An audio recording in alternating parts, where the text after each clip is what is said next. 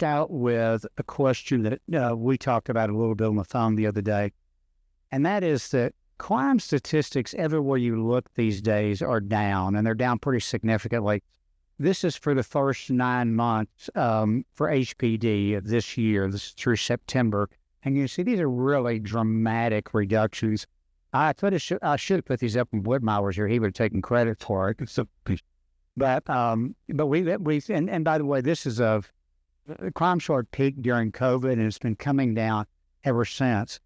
However, what we see is that notwithstanding that we're seeing these numbers of, say, crimes coming down, people are still very alarmed about crime and consistently in surveys are identifying it as one of the top issues.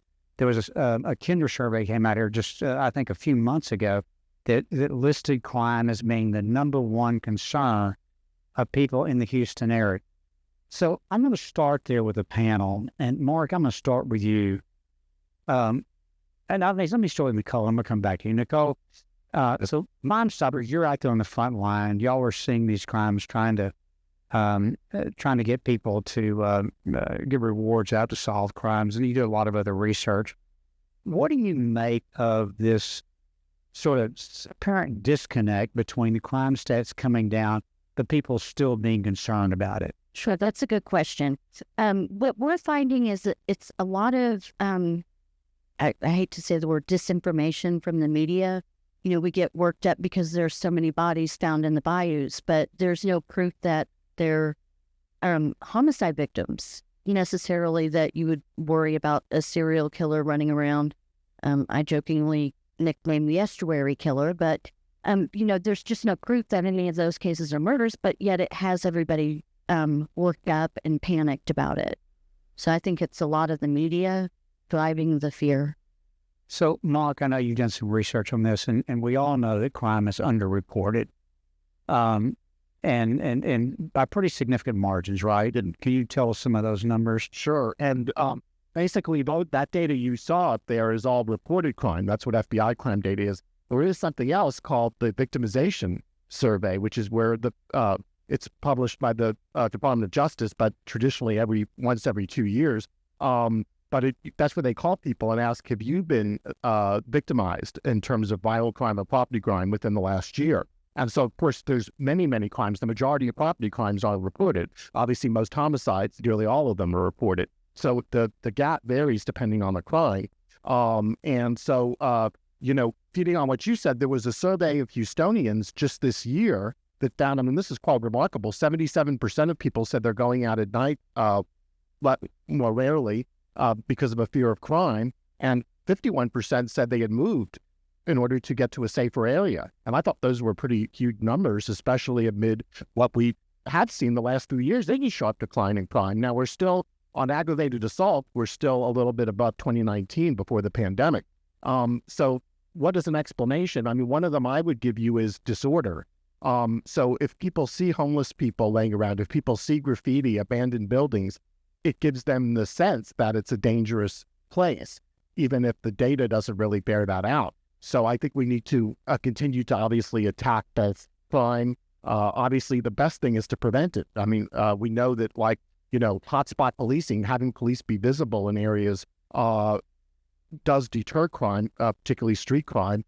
And looking at the time of day is important as well. Y'all read about the closure of the Bissonnette track between midnight and 6 a.m. or something. It made a huge difference in stamping out the prostitution, the other things going on there. I think one of the things that at least it seems like to me, that there's a little more randomness to crime these days. A lot of, if you go look at the murder stats, for example, what you see is a very high probability that the person who knew, the person who was the victim knew the murder. And that historically has been 70-80% of murder. But it seems to be more random than that today. These road rage incidents, stuff like that. I think people find that a lot scarier. And so that's one of the reasons why maybe that's the case. Mark, do we have any reason to believe that, and I know this is hard to number, is there any reason to believe that crime is more underreported today than it has been historically? Do we have any data on that? Yeah, the gap was increasing up until the last couple of years, and it's actually now started to narrow again. And actually, over the last few years, trust in police has gone up. I mean, since George Floyd, the national surveys show significant increases in trust in police and police community relations. Obviously, the decision by someone to report a crime or not can be based on a number of factors. Do they trust the police? Do they think something will be done about it quickly? You know, we've had this big backlog problem. And I mean, the good news is it's getting a lot better. We got 6,900 cases in 2024, which was down, of course, from the last few years before that, but 6,900 cases a year old or more, criminal cases in Harris County. And now in 2025, that number's down to 3,500. So, I mean, it's still unacceptable, but we're getting a lot better. We had new criminal district courts created. So the chance of having justice soon in the near future, not years later, and the chance that the crime's going to be solved. And we're going to talk about that bill later. But, you know, we solved roughly a third of violent crimes and less than 10% of property crime. Well, this is a great transition to one of my biggest gripes has been. I think I wrote my first column on the Chronicle about this over 20 years ago, and that is that we do a terrible job of solving crimes. Here are the HPD numbers for last year. So if you look at that, homicides is the highest, but it's still below 50%. Burglaries, 6%. You know, I would have thought more than 6% of the burglars came in and gave themselves up, you know. It's on 6% of, if your car's stolen, you got a 6% chance of getting it back. The one that I always get really upset about, though, is sex offenses. That's mostly rape, solved at 11%. And we know that is a hugely underreported crime. And by the way, I'm not picking on HPD here because HPD is actually better than most of our other police agencies, at least in this region, and they certainly compare pretty favorably with other major metropolitan areas. This is a nationwide problem that we just don't do a very good job of solving crime. And Paul, I know in your situation with your son, can you talk a little bit about the frustration of dealing with the criminal justice system and trying to get them to do something? Thank you. So I think most of us in this room believe that the system works most of the time. Crime statistics are interesting to me for a number of things, and that is you get to live in a hypothetical for the most part. Like, oh, look at that. That happened, right? So the year that David was killed, the chances of being murdered in Houston were about 1 in 10,000. When you're in the numerator, that number doesn't matter because you're 1 out of 1, not 1 out of 10,000. The thing that I got to deal with, the thing that I learned, and I wish I hadn't, was the frustration of what these numbers actually mean. There are people who I would say might have in their own mind good intentions, but from a public, you know, it's like it's great to have a person who has a dysfunctional way of looking at how the world works, as long as they're sitting in some office or, you know, working at a grocery store, you know, doing something that doesn't impact public safety. But when that person gets elected as a county judge, when that person gets elected as a district court judge, and their thoughts and their philosophies become policy enacted, that's when a problem happens. So like around the numbers that we're looking at right now, one of the things that I think is happening is if you look at the Harris County database, which is accessible to all of you, and you look at the number of people who are committing, the number of felonies reported versus the number of people getting out on bonds, that number's dropped from about 85% to 50%. Okay. Judges are listening to the feedback from the community, and they know that they are being held accountable in the ballot box, and some of those judges have gotten voted out.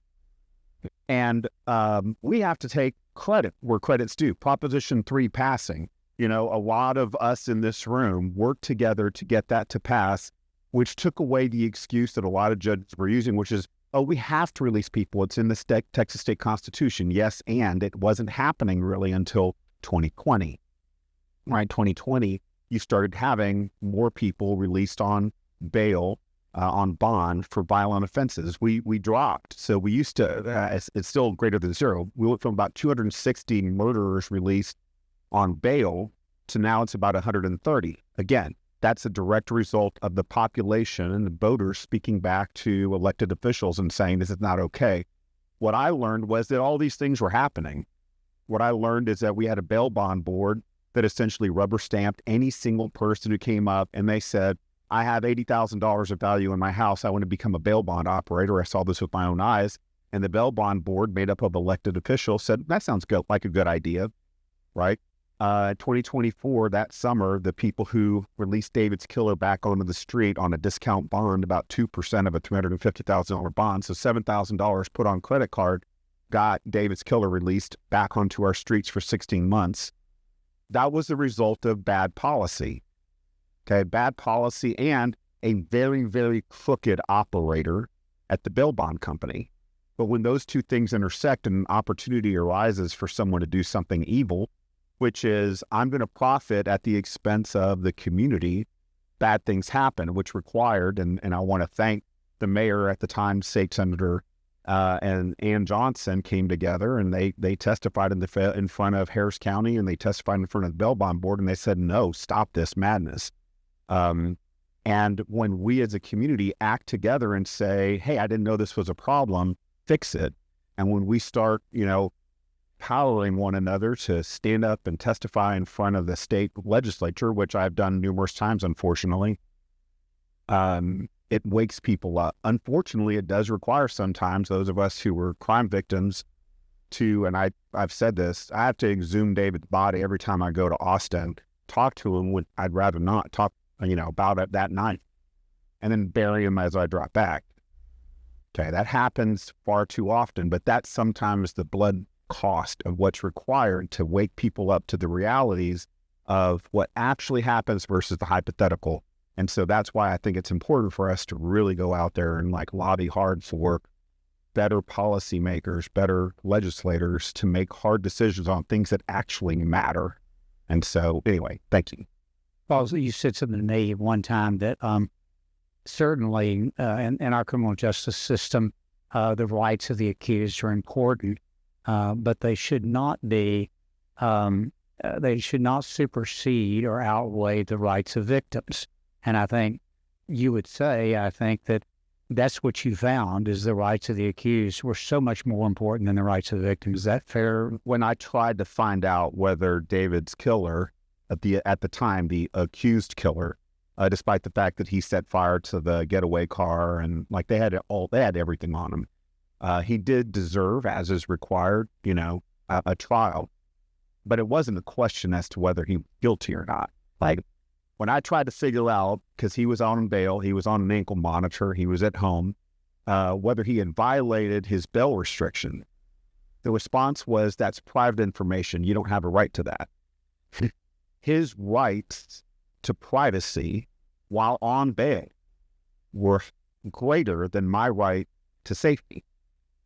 And what I learned, and so anyway, that was part of my testimony in front of the Committee on Criminal Jurisprudence, and I was corrected on dais by a House representative who said, no, actually, that's factually incorrect, Mr. Castro, but blah, blah, blah. And I said, I'm telling you what actually happened. I'm not asking you your opinion for what happened. I'm doing it happen, right? Later that evening, Joe Moody from El Paso stopped the hearing and he said, hey, we owe Mr. Castro an apology. My staff went and researched this. This is 9 o'clock at night. We got in there at 9 o'clock in the morning. He said, what we found is that's factually accurate. And all of these, it's 100% attorneys on the dais. They said, Gal, we didn't know that. We practice law all the time, and that doesn't make sense. This is an example of we expect our government to operate in ways that make sense, and I'm here to tell you it does not make sense. It does not make sense that 133 people last year who are accused of murder were released on bail. That does not make sense. If you want to know why the numbers dropped, if we go from 85% of violent felons being released on bail to 50% of violent felons released on bail just in Harris County, the crime rate will go down. Mm-hmm. That's just a fact. Yeah. When we keep violent people behind bars longer, are they being deprived of freedom? Yes. Is it earned freedom? No. They lost their rights to freedom. And yes, they have not been processed through the amazingly slow system. When I was told, you can expect this to go on for 4 years. Okay. The trial will take 4 years. every 6 months having to come up and like be called back to the courthouse. Imagine this. Boss, the hallway is the person who killed my son in a suit, fist bumping his attorney. Okay. That is a real thing that happens to victims that unless you're in the numerator, you don't know. I challenge you to keep those kinds of stories in mind when you hear people say, but what about, but what about, but what about? Yeah, what about? The system doesn't work for victims. The system is very, very good at, I mean, let's be honest, the United States was formed by a bunch of people who at the time were violating laws that the British had imposed, many of which were wrong, and they built in safeguards to protect themselves from a system that they saw as tyrannical. Makes sense, right? Fast forward 250 years, it's a little different, right? We have different concerns, and we need to be paying attention to that and amend our laws such that our reality informs us of like, oh, that was great in 1776. Today, 2025, we need to be thinking a little bit differently. Nicole, so first of all, I'd like you to comment on this concept of balancing the rights of victims and accused. Sure. But also, y'all are in the business of actually solving crimes. Absolutely. So talk a little about what things could we do to get better at trying to solve crimes? So reporting, actually, to Mark's point, is a big step in solving it, because they can't solve a crime if they don't know about it, right? And when we go out into the community, that's a lot of what we hear. Why isn't HPD caring about my case? Well, did you report it? No. Well, then how are they supposed to care? Also, you find out that they're not reporting, but the most important thing about HPD or any law enforcement is they can't assign personnel to an area if they don't know that there's an issue. So if there's a big, like in Midtown where our office is, there's a lot of car break-ins. But if nobody reports those car break-ins, they're not going to place officers on the street to circumvent that. And those are the hardest cases to solve because there's very little evidence. To Paul's point on the victim side, in October 19th, 1919, that's a long time ago. But in October of 2019, we participated in a press conference with HPD and the district attorney's office because we started noticing this trend of victims that are being murdered by suspects that are out on bond for a previous violent felony. We did research on it and found 220 people, men, women, and children, that were murdered by a suspect that was already out on bond for a previous violent case, and that included capital murders. So, and obviously, Crime Stoppers is about solving crime, and half of that is prevention, educating the community about the crimes they can become a victim of. But the other part is the tip line, obviously, but working with victims and making sure that their voices are heard and, being brought as much as we can through them. We're the only Crime Stopper site in the world that has victim services. We do the videos for victim impact statements. We are launching, I don't know if I'm allowed to say this quite yet, but we are launching a victim hub that is largely driven by victims so that they get made aware that, yes, your suspect could be off this hearing sitting across from you. Because excuse my French, what a crappy way to show up to court when, that's just ridiculous that Paul would show up and his offender would be right there. He had no knowledge of it.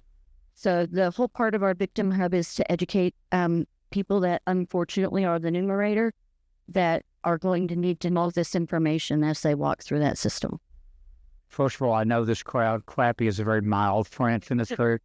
Did Andy come with you today? Is Andy here? Andy is here. He's in the back.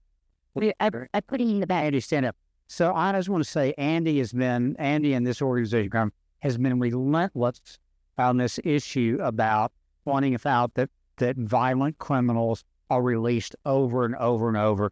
I don't like either political party. Y'all all know that.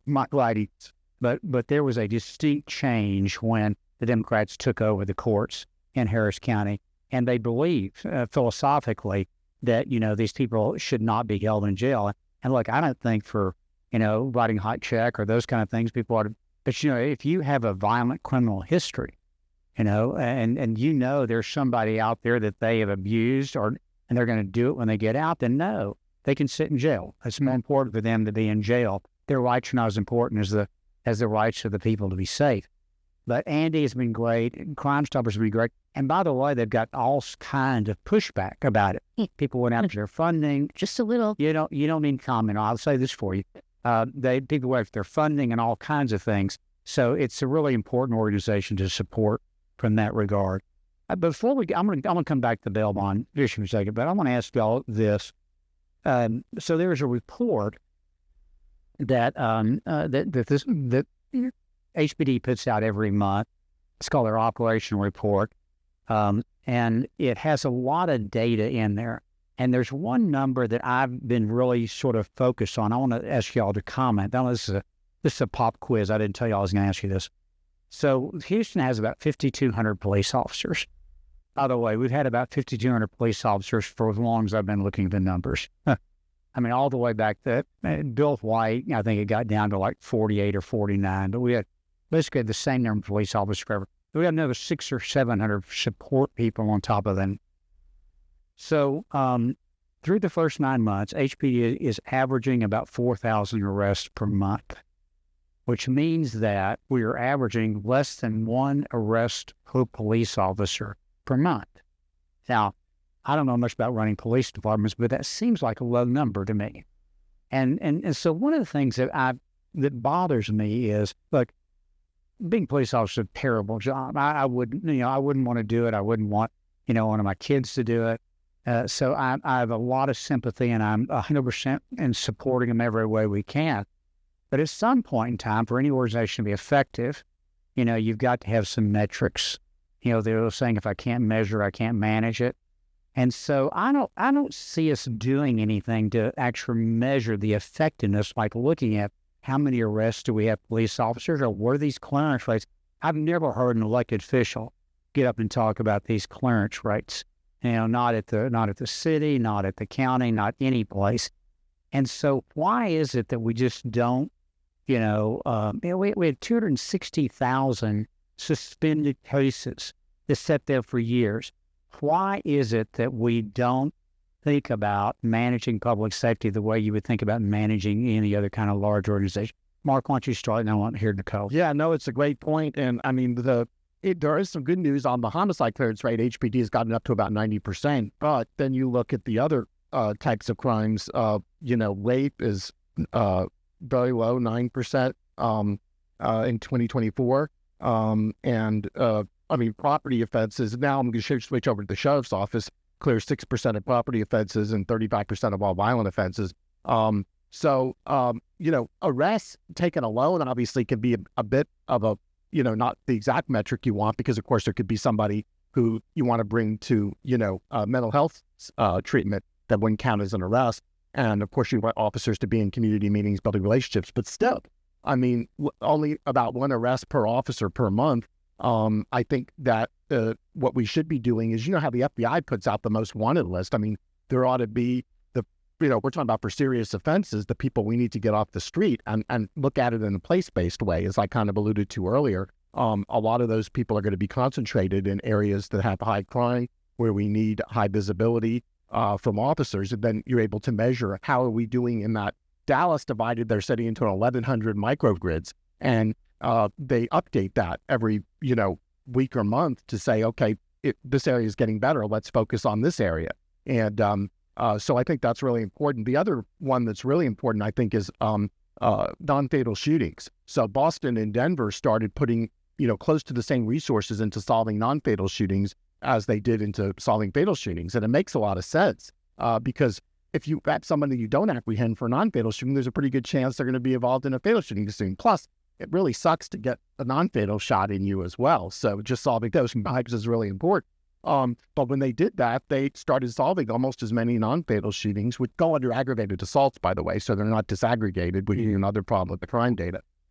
So absolutely, there's more we could do. More detectives. We've had forensic lab backlogs. We need to hire more folks, and if they're not available, to outsource that and get these forensics process quickly, these ballistics, because those are critical to actually having a successful prosecution.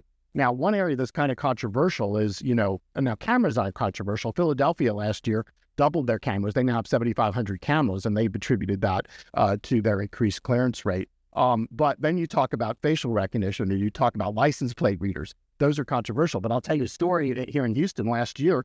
There was a murder in River Oaks, not too common, but they went back to the cameras and they knew it was a Toyota Corolla or something. And there was only a number of Toyota Corollas that went in and had a pretty large area on these cameras, but there's only one that went in with a different license plate than it came out with.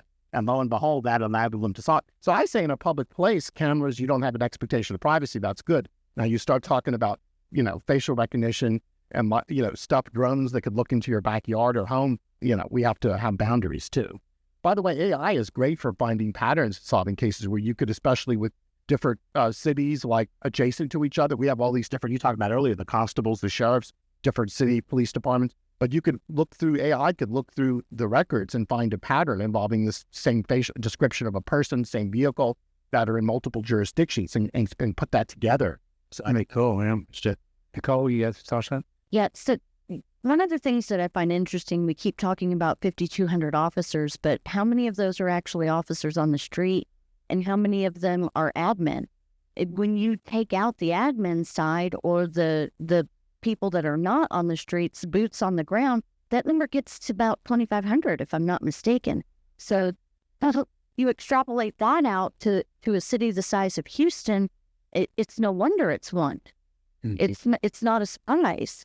I think that, and to your point, Mark, well, nobody wants to be a police officer. I certainly wouldn't want my son to be a police officer. But the point is that when you have a city that's underfunded and we could get one extra penny, that would go a long way. Sure. I've always thought that we had too many people in patrol and not enough people in detective investigations, because people like patrol. They like to see people drive around the neighborhood. That's not nearly as effective as an investigator going out and actually catching somebody and taking them off the street. Of course, to Paul's point, if you get them off the street and the Harris County judges let them go, you really haven't accomplished much. And in talking to police officers, there's a real morale problem around that. Why should I do anything? Because they're going to be released. Also, I'm glad you brought up the lab problem, the forensic lab. They're months and months behind, and it's all a question of funding, which is the state's kind of addressed that a couple of times, but I think that's something else we need to go back to the state. And, we got to do something about making sure. I mean, they're talking about the ballistic, I think, taking 6 or 9 months or something now. It's absurd. Can't conduct an investigation like that. Well, I'm almost done. I'm gonna come back to Paul for a second. And Paul mentioned this amendment that we just had of the Constitution. It's a little bit confusing how this works. So the Texas Constitution was adopted right after Reconstruction, and there was a real bias for the Yankee judges not keeping the poor rebel boys in jail, and so it was a real strong, and you've got to give bail. And over the years, that's been, it didn't really work out very well. So they've been tightening it up. And it's almost incomprehensible to read it these days. But we had a bunch of these judges in Harris County that had terrible records of people they released going out and committing horrendous crimes, with them saying, well, I don't have a choice because the Texas Constitution says I have to release him on bail. Well, that was really not right. But what this amendment does is remove that excuse. So after this goes into effect, if anybody is releasing somebody that has a terrible violent criminal record, that's a judge we need to get rid of. And Paul, what I want to ask you is, in talking to our friend Gary Paul and others, it seems to be that there are some of the Democratic judges that have kind of gotten religion on this and are doing a better job, but we still have some that are not. Is that a fair description of what's going on down there? Absolutely. So there are a number of judges who, and all I have to do is go do a web search, go back and look at their law school's, newsletter, and it will describe like, oh, Judge Cornelio is a person who believes that, best way to make the city better is to give people second and third chances and to like lecture them from, the judge's spot and say, hey, do better next time. The failure of imagination by these. So what happens is I am no longer in the business of trying to convince judges to be better. That's not my job. My job is to help them describe their beliefs in public and state publicly, I believe that, right? And then once they state that, then bring to the level of the community's attention, this is what's true about this judge. Is this who you want being the guardian of our community safety? And if the answer is no, let's find an alternative. Our job shouldn't be to try to convince people to change who they are. Our job should be, tell us who you are, and then we're going to make a determination as to whether we should give you an opportunity in a position where you're the lever that either pulls this way. It's like what the trolley car question, do I save one person or save five? The answer is not a hard one. Save five, right? Do the thing that does the most good for the community. But I'm going to also challenge you guys on this. This is where I'm going to push back a little bit to the earlier question. Why is it that we don't hold law enforcement officials responsible for their outcomes? As a public school person, the entire time when I was in 7th grade, I wrote an op-ed on House Bill 72, which at the time was like accountability for the state of Texas. I've been engaged in accountability. If you don't hold people accountable in public school, we get letter grades. It gets put in the newspaper. Everyone talks about it. Why on the left, we don't want, the left doesn't want those numbers to go up in terms of incarceration rates because that's against like their core principle. But on the right, I think one of our things is that we look at that and we say, oh, we like police officers. It's possible to like teachers and like police officers and hold them accountable for results and outcomes. And to me, that's the thing that's missing right now is we're afraid to put numbers out because it might hurt people's feelings. As an educator, our feelings get hurt all the time and we work harder, right? And so I think the same should be and could be true. And I think one way to raise morale is to rally around a metric. And that metric, Tom Elsenbrook, one of my former board members when I was at A+ Up, used to say there's an answer to that question and it starts with the number. All right, okay, we can do that. You mentioned Judge Cornelia. Tell me this story a little bit about her just being elected as the administrative judge, because this blows my mind. First of all, shame on us for not having someone run against her, right? She ran unopposed in 24. She got reelected in 24. And once she got reelected in 24, she really started showing us who she was. But one of the things she did is she, in her mind, is thinking, if there's a person who's committed an atrocity, and this particular person who was assigned to her court had killed 4 family members, I think, 3 family members, 4. And her interest was why. And so she did this administrative move where she allowed him to be released to come and get an assessment, an MRI. He sat in the waiting room with other people. He was not being monitored. He was not shackled. Okay. And all this happened under an administrative move where she had him show up for a court event at midnight on a particular night that didn't happen so that his defense could have the evidence to declare that he was mentally unfit. Newsflash, if you killed 3 family members, you are mentally unfit, right? And you were a danger to the community. You should be held accountable for your behaviors, period. End of story. But not only did that happen, but then, she was then elected by her peers to be the administrative judge, which is like the boss of the judges, sets calendars, does all kinds of other things. And so on the Democratic side, people were saying, but it doesn't matter. That's just a stupid title. Nobody wants that job anyway. Doesn't matter. If you elevate a person into a leadership position, you are now accountable for that vote, that decision, and to be told as a person who was like, that's horrible. And then the correction was, well, it's not really horrible because it wasn't that big of a deal. It is a big deal because what you've done is you said, that's the person who represents us That's on you. And so that makes it easier to vote straight column, because why would I trust you with a decision if you can't figure this part out? Like, if you don't have the sense to understand this is a bad call on your part, then it's too hard. And all the judges or all the attorneys I know say it's impossible to get to know each individual potential candidate. And it's easier to vote straight ticket when you just say, look, the people on this side of the ticket aren't going to elect Judge Cornelio to be their administrative leader. And it just bothers me because I wish we could be more independent, but at the same time, when you show me who you are, I believe you. Yeah. Well, we're in bad route all times, so we probably shouldn't be electing judges is number one. But I tell you what I'm going to do. I got to break because we'll at 10:30. Okay, Jay. One quick thing. If I'm a judge, by the way, Jay, go ahead. I want to add that under the new amendments, the judges have to hold hearings on these release requests, and it's up to the prosecutor to make a request for detention pre-trial. Right. It now follows the federal system, which was upheld by the Supreme Court Salerno case many years ago. It is constitutional to do so.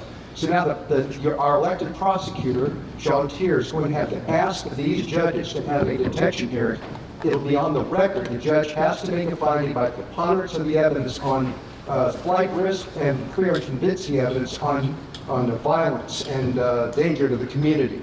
So help is on the way, but we have to expect the prosecutor to do his job and the judges to do their job on the record. Right. Yeah, and it provides for due process as well. It can be held, the prosecutor can. And it's reviewable. If the judge's decision can be reviewable if somebody's not happy with it. Okay. We're behind schedule, so you guys are going to have to get these guys off to the side and ask them your questions, okay? I'm going to say this. I'm going to do something I normally don't do, but I'm going to do it this next November. I'm going to sit down with Paul and Gary Paul and some other friends, and I'm going to come up with a list of endorsements on judges. And I don't I don't believe in voting straight party tickets, and we really don't have that anymore in Texas. So I'm going to find out, because according to Gary and others, some of these Democratic judges have gotten religion. They're doing a good job, and I don't want to throw somebody out there that's doing a good job for somebody I don't know. So I'm going to come up with a list. I'm going to send it out to you, and then you can do what you want to from that. All right. We got to break because we got to get the flood program started here. God, this is so, I shouldn't have put so much on this, Jim. We got about a 15-minute break. So grab you a snack and something to drink, and we'll be back here in about 15 minutes. And grab these guys to ask your questions, okay? House flooded, so they were